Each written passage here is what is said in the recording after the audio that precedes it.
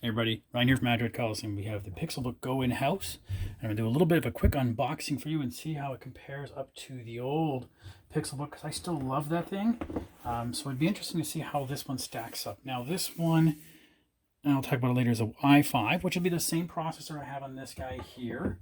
Just maybe some newer updated stats. The one drawback we're going to notice in this year's model is that it's no longer the tablet style. It doesn't do the 360 hinge. So it's just going to be like a notebook.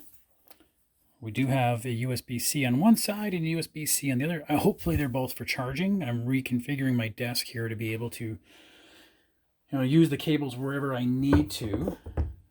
We have a PD block in there, and we have a pretty good amount of cable there for us as well. And that's pretty much it. We open it up. We've got pretty nice keyboard. It's got I think about the same size. It doesn't illuminate, I don't think, compared to the other one. No, I don't think this keyboard illuminates, so that's on one downside to it. But it feels pretty good. The touchpad is pretty responsive, and it is touch. That's pretty much it. So not a lot of fancy doodads. What I do notice is that there is no power, like hardware power button. There is just the power button here. So, but I can't do a review on it yet. I will just leave it as an unboxing for now, and we'll talk to you all soon. Thanks.